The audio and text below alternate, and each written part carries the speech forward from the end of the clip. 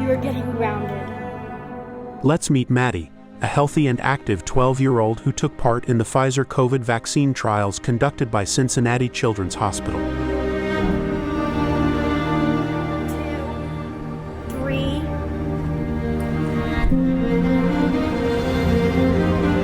Pfizer among the first to announce that they are expanding their COVID-19 vaccine trials to include children ages 12 and up.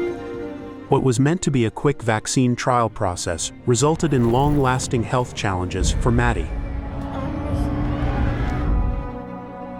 We are pro-vaccine and pro-science, which is why we agreed to let Maddie and her 2 older brothers volunteer for the trial. Before Maddie got her final dose of the vaccine, she was a healthy 12-year-old who got straight A's and had lots of friends. She had a life. She was energetic. She was not like this. Although she does still have lots of friends. Upon receiving the second shot, Maddie immediately felt pain at the injection site. And over the next 24 hours, she developed severe abdominal and chest pain. And the way she described the chest pain, and I quote, "It feels like my heart is being ripped out through my neck."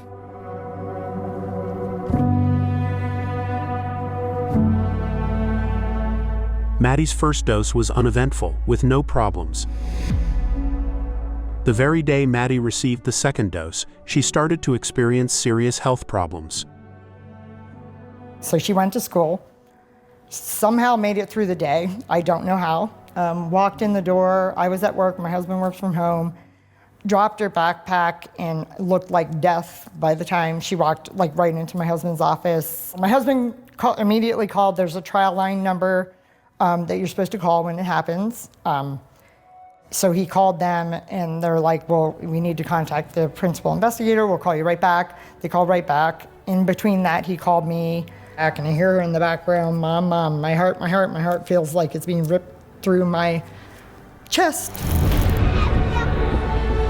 Stephanie recalls that it started with scream-inducing abdominal pain, frequent fainting spells, multiple seizures a day, painful electric shocks in her spine and neck, and the sensation of pins and needles in her feet, which eventually led to the loss of feeling from her waist down.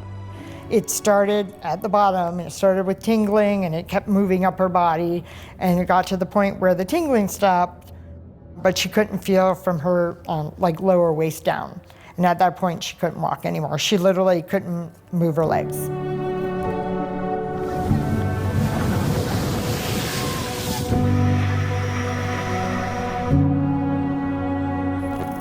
Once a healthy, active child, she now navigates the world from a wheelchair. They put an NG tube in for the being unable to swallow.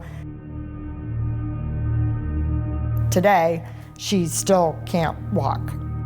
She also lost control of her neck, so her neck would go backwards.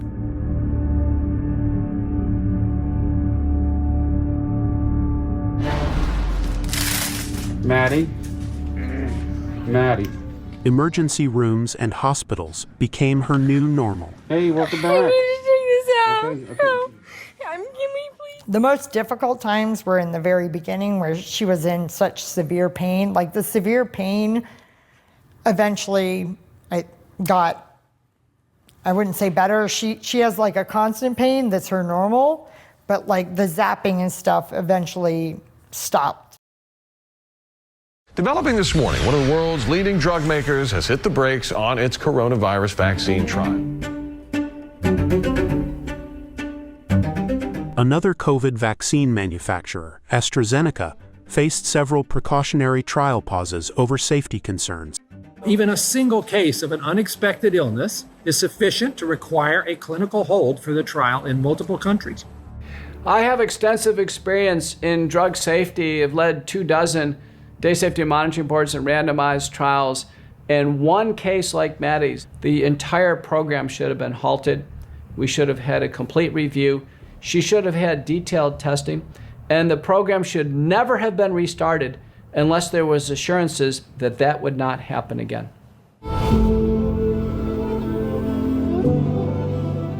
Maddie's case never led to a pause in the trial. doctors ran tests but found no connection to the vaccine. The doctors that have seen her so far have not found something where they thought was research related, is what they all were telling me. According to the trial team, Maddie was diagnosed with functional neurological disorder due to fluctuating test and motor exam results. The DeGarry family believes that other potential causes weren't fully explored. They put her diagnosis of functional neurologic disorder on April 8th. That was a day before they submitted the EUA, the emergency approval, to the government here. She was in the hospital when that happened. With no proven link to the vaccine, the trial contract didn't cover Maddie's medical costs. We had to get lawyers involved for them to even pay for the medical bills from their hospital, from their trial.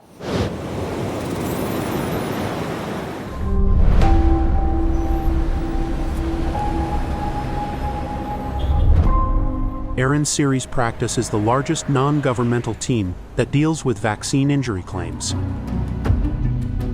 After carefully examining Maddie's case, Series' team is confident that her condition is related to the vaccine. This is not just anybody claiming they got an injury. This is one of the actual participants in the 12 to 15-year-old clinical trial who suffered a serious injury. In Maddie DeGarry's case, where we represent the DeGarry family, we've had an opportunity to look at all the records. There's over 50 folks at our firm, and there's 9 of them are exclusively involved in vaccine injury claims, including a number of medical professionals, lawyers, paralegals. They carefully and thoroughly reviewed Ms. DeGarry's medical records, and I could tell you that it's clear to us, it's clear as day, that Maddie's injuries are related to her COVID-19 vaccine. And I think any objective party, regulatory authority, pharmaceutical company reviewing it would reach the same conclusion.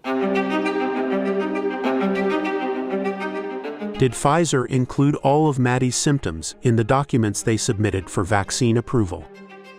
Pfizer, based on the documentations we've obtained, reported Maddie's injury to the FDA as functional abdominal pain.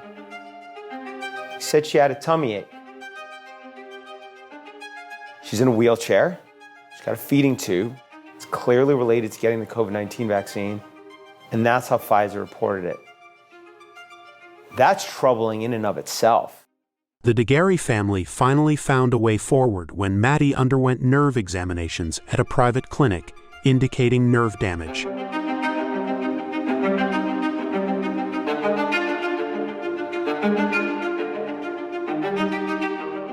Maddie's parents have tirelessly reached out to health agencies pleading for help. Yet after 4 years, they still feel abandoned. They feel that both the company and health agencies have failed to provide meaningful support or offer solutions to Maddie's ongoing struggle. Stephanie knows other trial participants who reported serious health problems. There's other similar stories. Gustavo with the Pfizer.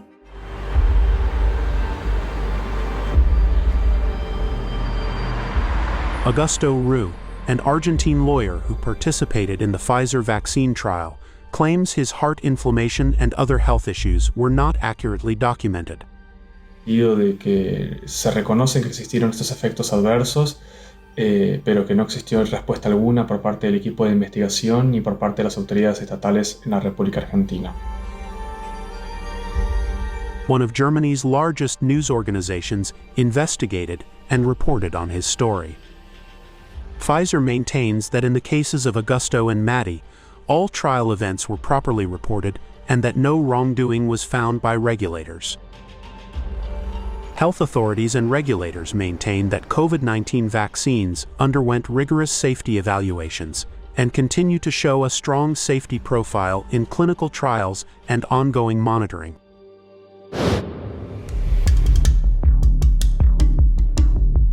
These trial participants are questioning why their post-vaccine health issues were never publicly acknowledged. In the vaccine trial study report, serious adverse event cases are flagged. These participants say theirs were not. I know that my injuries were not in the report, and I had 30 adverse events.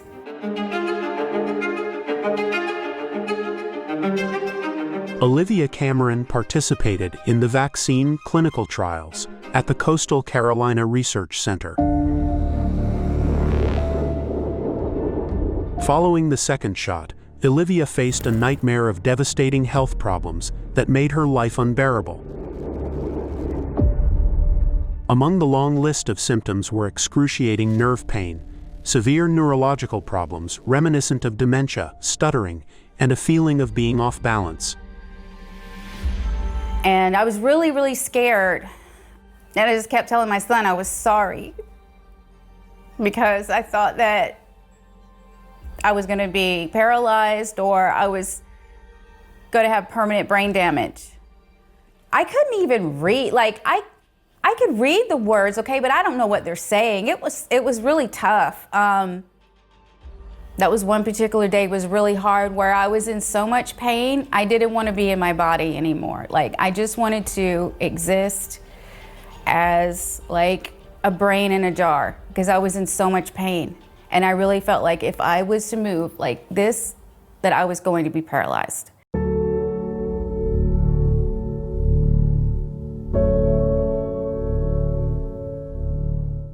There was so much inflammation from the shot that my muscles just locked up like this.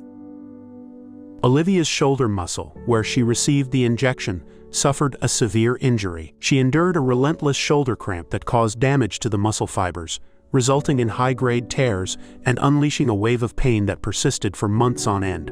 You know, it said in the contract, if you are injured as a result of the study drug, we will get you medical care, and they never got me any medical care. Olivia feels the vaccine manufacturer and research center should have responded swiftly with support and testing. Like in Maddie's case, Olivia felt abandoned. My insurance company finally provided the MRI. You know, it showed that I needed surgery.